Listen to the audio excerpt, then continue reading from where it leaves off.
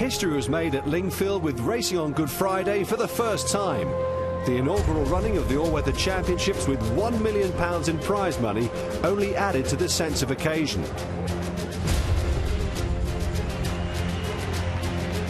And they're off. And it's Erell and Michael Murphy in the dark green jacket from Honoured in second. Commissar has made ground to the outside. Then in behind them, Mike around the inside of Viewpoint in the orange jacket, followed by Commissar. And then round the inside, Grandeur is going to have to find a way through. Going very well, Grandeur now coming through. Going to go one off the rail. It's a bit of a squeeze. Viewpoint, Erell. Here's Grandeur with a run under Daniel Muscat. Viewpoint leads the way. Grandeur's now got the fight. It's Viewpoint that leads by a half length to Grandeur well inside the final furlong, and Cam Hardy on Viewpoint will land the spoils. My first winner for the boss. I finally broke that maiden, and you know, he ran a great race for me. He was staying on. He's such an easy ride, so made life so easy for me. He seemed to be a horse who was just coming to a peak after that good run last time. Yeah, you know, you can't fault Ryan Moore, you know. Just got beat by a good horse of John Gosden's, so you know, he ran a very good race. His fitness is great, you know. He's just a great horse. Bold Ring is driven hard. Fashion Line moving quite well on the outside. Red colours. Fab Lolly back on the inner from Princess Spirit. Hannah's turn. And then behind these Welsh Sunrise. Interception will have to pass them all to win. He's kicking on from the front here on Living the Life. Adam Kirby trying to steal it here from High Time 2. He's gone 3-4 lengths clear. This could be an inspired piece of riding. High Time 2 is chasing hard in second. Then Maggie Pink, Fab Lolly, Princess Spirit. Living the Life has half a furlong left to hold on here and is going to do so. Living the Life, what a marvellous ride. Living the Life wins. It's not a bad filly actually. Rode her work last week. She gave me a half decent feel, but Phil says when she has the visor on it really wakes her up, but did give me a good ride the whole way round. Had a freebie in front, wasn't going a mad gallop, and when I kicked I thought I'd put it to bed, but just a bit worried about something maybe outclassing her, but she picked up, you know. Now it was a good day, and delighted for Phil as well. He deserves a good winner, so very happy.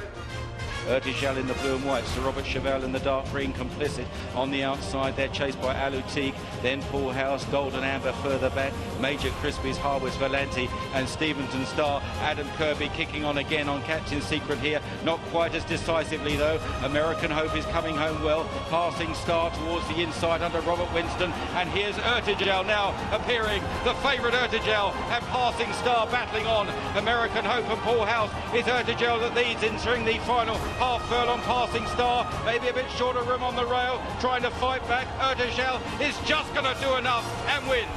He gets the rug on to go in, you know, he doesn't want to be in for that long, and he just missed it. And of course, you know, I've have to, you know, give him a kick to hold me posse, but it just got away with it. I mean, there was one or two moments as the stalls opened I thought, oh my gosh, you're going to get squashed. You had to really make his mind up and say, look, you've got to go forward and find a gap. Yeah, and it wasn't his fault. I've had to set him alight a little bit.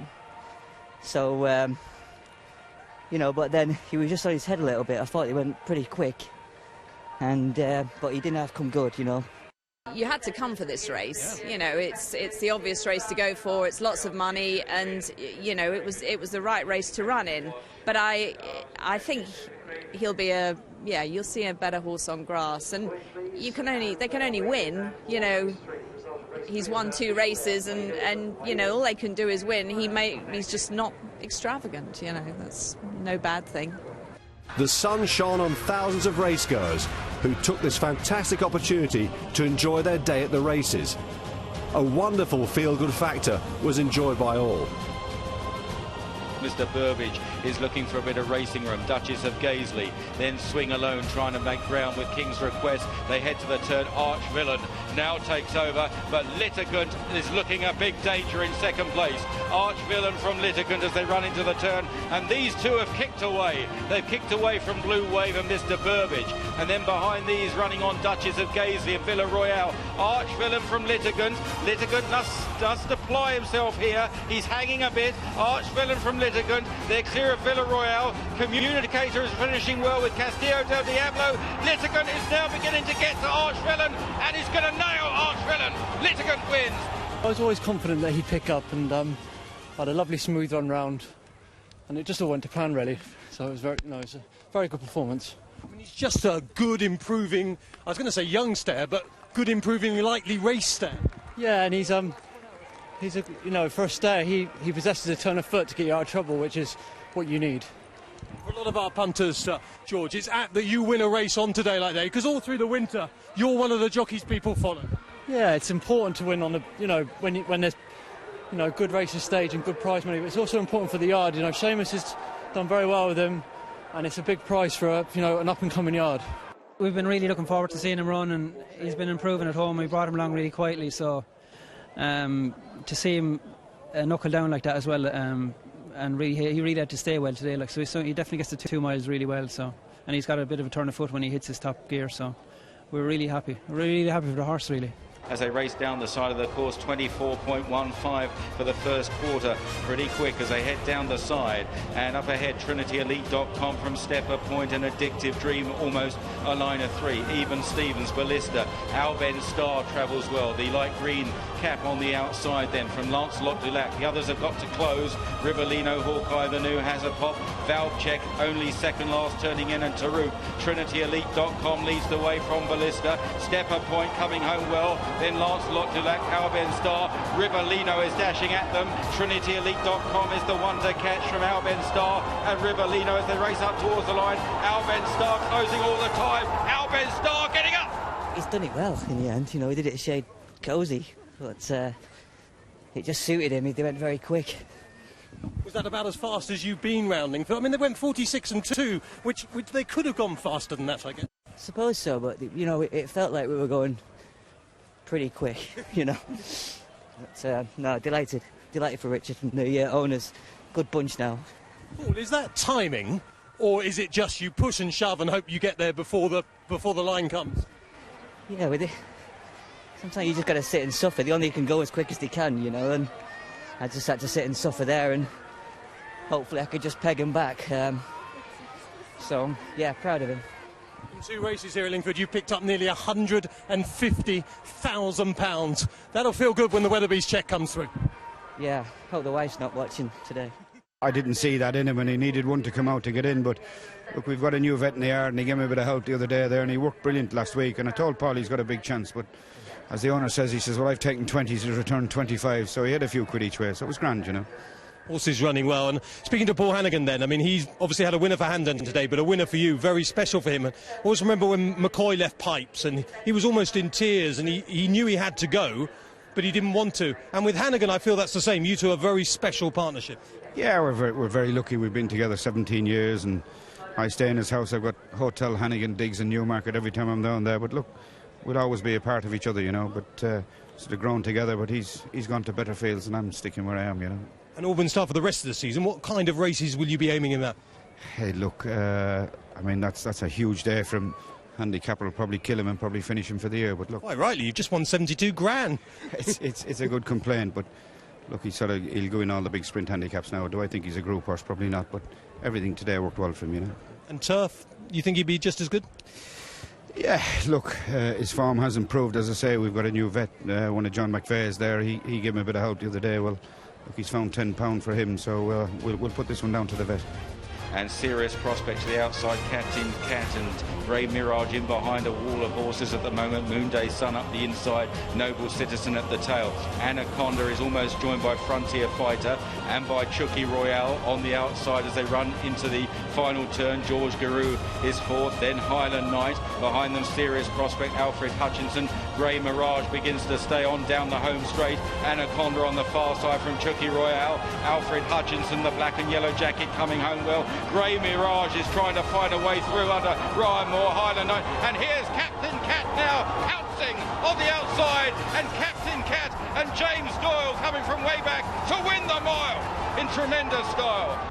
The plan was to ride a patient race on him. He's a horse with he's got a decent amount of ability. I think he needs to be ridden like that, loads of confidence, and riding Mizo is the classiest horse in the race, and it worked out nicely.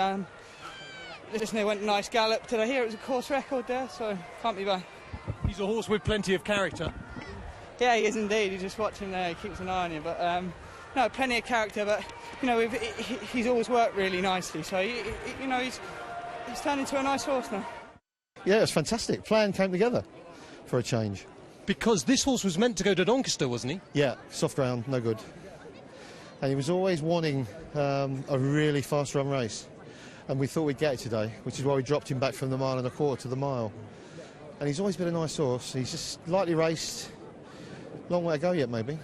I mean, your trainer, Roger Shelton, played a blinder before Doncaster, warning everyone about the soft ground. Having said that, Polytrack is meant to be the equivalent of good to firm on turf. I think it's got more to do with the fact that the horse don't like to be... His feet need to be solid. He don't like movement underneath him. He's a big horse.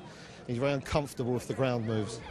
And we got beat a shorthead in the sales race yesterday, so it's good compensation today.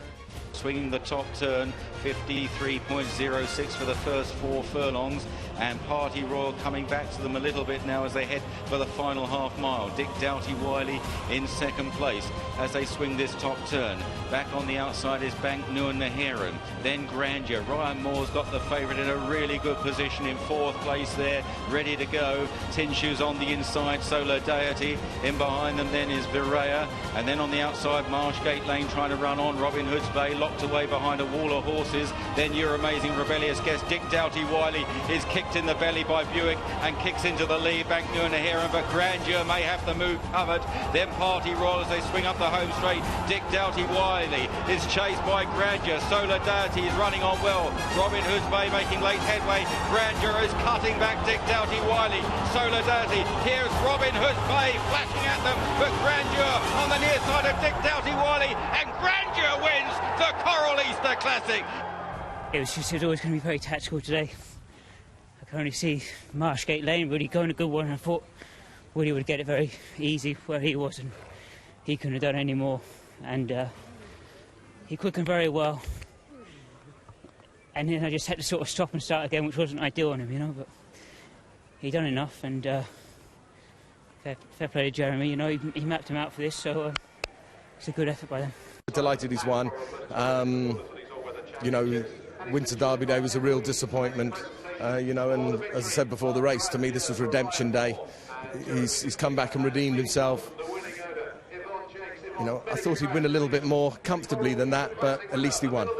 I mean, it just showed you in that last race the difficulty in draws, isn't it? I mean, the draw makes such a difference in a horse race. Yeah, the draw is different, and we took him out of his comfort zone. We tried to negate the draw, and we got him racing early, and that didn't suit him. And even today, you know, ideally he's a horse that likes to sit further back in a fast run race, and he's mostly a little bit closer than he wants to be, and the pace wasn't quick enough. So but he's won, and you know, I should stop sort of making excuses for the performance. But delighted. What do you do with him now? You know, I'll have a chat with Yvonne, but I think we'll head. You know, he's shown himself to be really well suited by racing in America, so we'll head back to America and you know, mostly head to Belmont Park in May and June. 7 top quality races with thrilling finishes left the huge crowd cheering heartily.